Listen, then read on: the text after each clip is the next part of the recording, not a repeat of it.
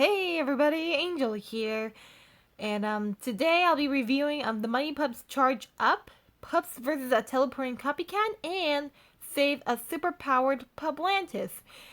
And in case if you're all wondering why I didn't do this short yesterday, um, it was I was really busy with the online schooling, and like I was just gotten to the point where like I was so done with it, but I'm feeling a little bit better now, so yeah, I'll be doing that. And before I begin, um I just want to thank everybody for subscribing to my channel. So much appreciation, and subscribing to my Instagram. Really appreciated. So without further ado, let's get started with the first Mighty Pups Charge Up series. I mean, episode 5 and 6. Mighty Pups Charge Up of the Paw Patrol Original 5S. This this short, the two pups on the title card, which technically I totally called. Um, a teleporting copycat Rocky, obviously, and a powered a super powered look Puplantis is actually Zuma. So I don't know if like this is gonna be the last my Pups Charge Up original shorts, or there's gonna be more soon, because like when you think about it, we still got we still need to wait for like Everest's turn, the Mighty Twins, but I think that's a story for another day. So Pup Save a Teleporting Copycat. The short opens up with Harold on his laptop trying to get his robot to work, and then he saw the copycat again. After like his robot failed to like awaken, because like he can't get the robot to awaken without the meteor, so the copycat came to help Harold charge up his robot. And then like copycat did something like he before copycat did anything, Harold makes sure that his like teleporting ray was still useful, is still in working. Which copycat was surprised because he didn't like. This is the first time him seeing like the teleporter. Like he wants to know where the meteor goes. I mean the rock goes, and Harold explained that using the teleporter he can like teleport anywhere he wants, which is a major callback to My Pups Charge Up, Pups versus the Big Bad Robot. I think that's the name of the episode, with the Big Bad Bot. And like Copycat decided to like test out, decided to absorb the teleporting ray. I'm sorry. I'm looking at the TV so I can like refresh my memory on the how the sequence go. Because like everyone wants Copycat to get his whole robot working again, but Copycat decided to say, "Nah, he's flying solo. He's gonna copy his Harold's teleporting machine so that he can get rid of anything he doesn't want, for like Paw Patrol. Obviously, the Paw Patrol is the main thing." And when he did, he teleported Harold on top of like Captain Turbo's lighthouse. I was like, whoa, whoa, whoa, whoa, whoa, whoa, whoa, whoa, whoa, whoa, whoa. After like Copycat double crossing Harold, like, jeez, dude. Like first you put like Captain Turbo's boat on the ridge of falling into a volcano, and now you put Harold on top of a lighthouse. That just proves that like out of all the villains that I've seen, Mayor Humdinger, the Kitten Catastrophe Crew, Sweetie, Sid and Arby, the Ladybird, and Harold. Not to mention the Super Mario, which I only seen once. I believe that the copycat is the most villainous, is the most like evil villain ever. Cause like, I mean, the dude almost killed like Captain Turban on the bridge of the volcano. I mean, are you crazy? I mean, like, what is wrong with you, cat? I mean, like, how would you feel if, for some random reason, like, another villain put, like, Haley Dealey's van on top of the volcano? Would you care, huh? I think you would. Anyway, Haley Daly is on the scene reporting about, like, the people, like, people and pets and all the other objects are teleporting around, or keep disappearing and reappearing. Wally was on top of City Hall. And the Mergaway Chickalette, the Chickalette statue's on the seesaw, which flung Alex up to a tree. And Bettina on the runaway car. So the copycat is back with teleporting powers, which is wow. He is so annoying. So Ryder, Marsh, Rocky, and Chase are on the case to stop the copycat and save the town. So Chase uses super speed to catch up with Bettina and he bring her back to Farmer Yumi. And this is actually like a really good episode because like we get to the point like how Chase's super speed works. We get a point of Chase's point of view, like how his super speed works, which is really cool and interesting. Now we know like what it feels like to run, like to have the same super speed as Chase. So Rocky uses energy claws to bring Alex down. So like, and decide to bring the Chickaletta statue back. Then the copycat notice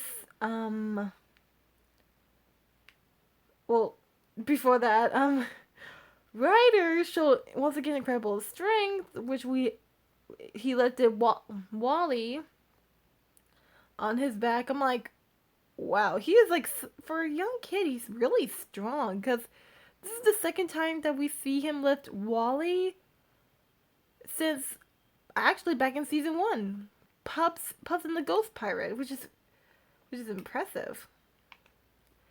So Rocky decided to go. Ryder tells Rocky to go find Copycat while he brings Wally back to the ocean and then go to Seal Island to rescue Harold.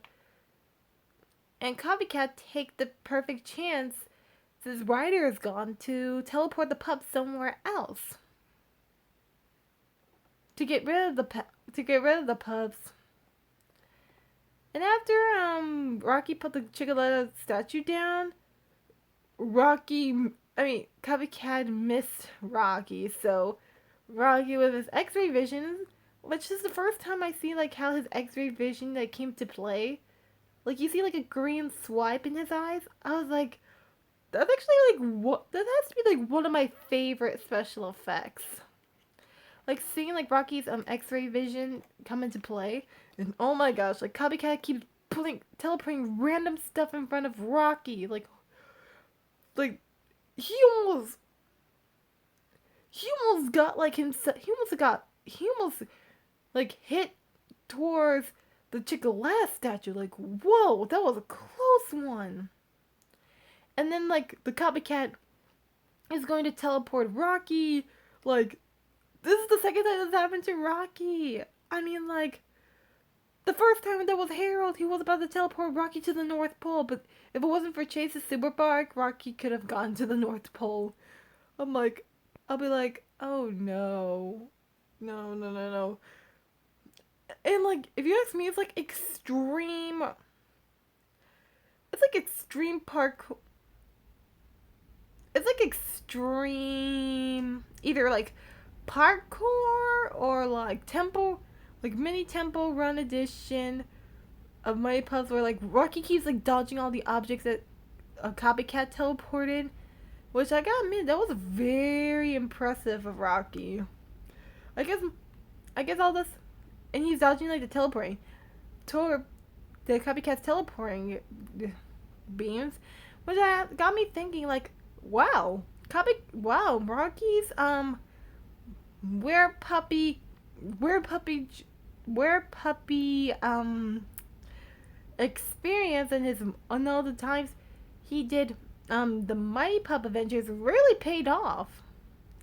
And Copycat teleported Margolies Tulips, and Chase managed to come back in time to aid Rocky. So he uses that before that. Rocky uses the X-ray divisions to find Copycat, which he's inside hiding under the bell. So Chase uses Super Bark to ring Copycat out of the bell. Like, the pups save the day. The Copycat turns back to normal. You know, get out of his disguise. Which, we figure out now more, Copycat has not only the ability to have the same powers as the Mighty Pups, but he can also, copy actual powers, which is kind of like, the Marvel hero Rouge. She can copy, one's ability or power through, touching. And then, Harold thanking Ryder for once. And said that too bad that the double-crossing Copycat got away. For once, I completely agreed with him. Because, sooner or later, the Copycat's identity will be revealed. As, Mr.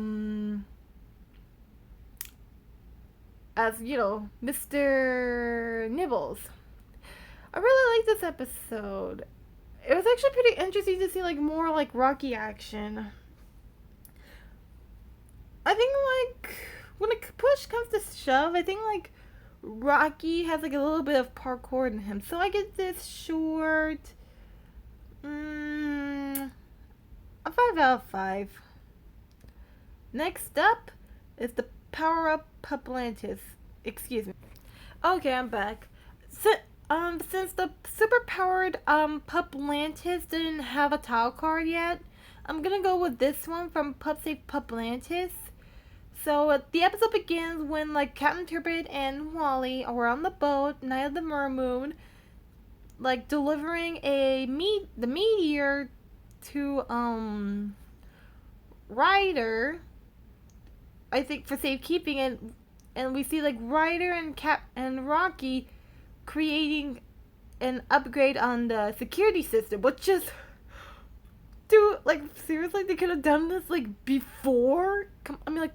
That would have been a lot easier. So Captain Turbot and Wally has it under complete control, but what they didn't know is a hand grabbed the crate with the meteor, and that turns out it was Harold who's stealing the meteor. Without Captain Turbot, and once he got the meteor, Captain Turbot turned around, he saw it disappeared, and he used the Mermobile Underwater Edition.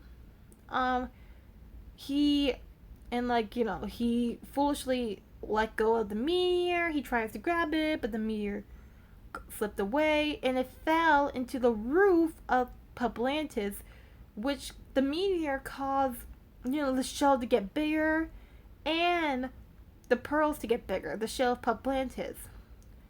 Harold followed it, and he found the lost city of Puplantis. And then Captain Turbot explained they lost the meteor, it must have fell overboard. So it was up to charge up Zuma and Sky to go out and retrieve it, and they did.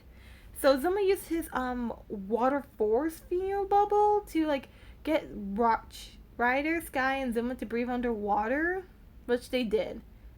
And Harold managed to get the meteor, and like he powered up, causing him to transform, causing him to have his super building powers back, and decided that if he can't be mayor above, maybe he could be mayor below water, or even a king. So he decided to claim himself as king of Puplantis. He even made his own little throne, a crown, and a scepter.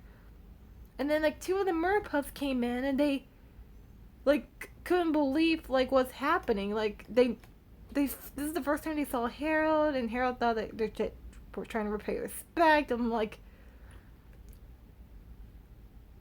and like Harold couldn't believe that both Puplantis and the merpups are real. So, ay. So like knowing that the merpups have no idea like what's going on. I think like this is the first time they meet Harold. And like I don't see the mer mama and her baby. Oh. And they flee from the castle because like the giant pearls are getting big and it'll cause problems for them and the castle. So they hit over the pillar. And like backup came and like Sky knows that the merpup is waving her paws. After I immediately knew that it was Harold who was down in Puplantis. He was trying to get the meteor.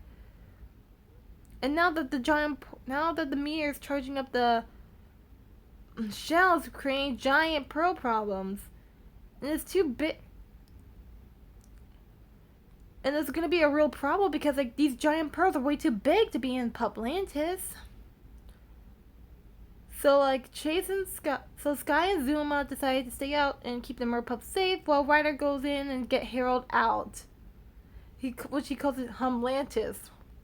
That is super lame. I like Puplantis better. Puplantis has been around here long before you were even around, Harold. And like the giant pearls are getting way out of hand, the pillars start to fall. And then like Zuma came to the rescue with his bubble force field, and used his bubble force field to get Harold out of here, and so is the meteor, which causing the shell of Puplantis to go back to its normal size. And once that's done, Harold's out, and so is the meteor. Sky uses her weather powers to bring the meteor back to the lookout badge. And Captain Turbo's down under with the two merpups, thanking them for saving their castle, their home. I'm like, this is so cool. And Molly was there.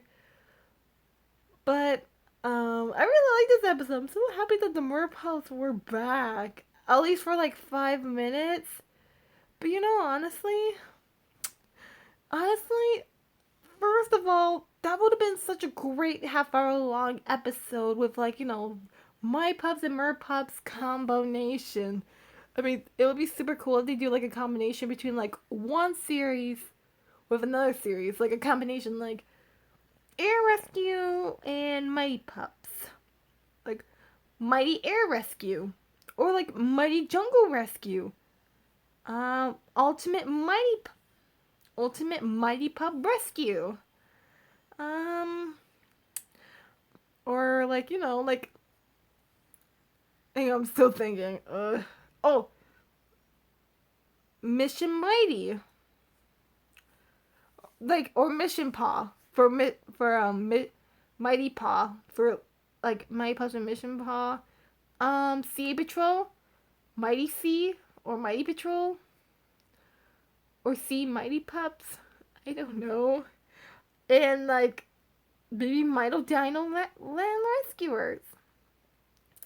I was kind of a little bit disappointed that like I thought for sure. I think like as the secret, I thought it was gonna be like, you know, like maybe the secret of like the origin of the merpups. But I think that's like one of my question is like one of my theories is like, you know, besides like the discovery of the shell, I think like the secret of the merpups must mean the location of Puplantis, which Harold managed to found.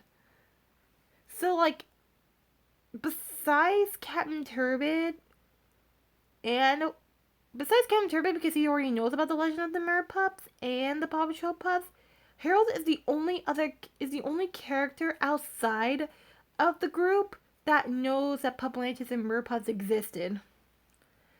Besides, I want to make like such a great half-hour long special. And we get this is the first time I never seen like none of the pups transform into Merpups. Aww. That would have been such a great episode to see. I would have loved to see like a combination between Merpups and Mighty Pups. Mighty Merpups. Can we make this happen? So, well, because of the Merpups, that none of the Paw Patrol pups transform into Merpups, I give this short, a 4 out of 5. I still would have loved to see like the origin of the Merpups and the Mighty Pups transform into Merpups. Hopefully that'll happen someday in the half-hour long special. So, thank you guys so much for joining me, and tune in next time for more Paw Patrol videos. And before I go, special announcement: we just yesterday, if y'all see my like yesterday's YouTube video and the video on my Instagram, then you already know that Dino Land, we got 100% confirmation that the Paw Patrol Dino Land is coming. It's coming soon this summer. But now that leaves like, what's the episode's name gonna be, like, and when is it gonna be coming out? So we already know that it's coming out this summer, but we don't know if it's gonna be on June, July. And personally, I hope it's not August.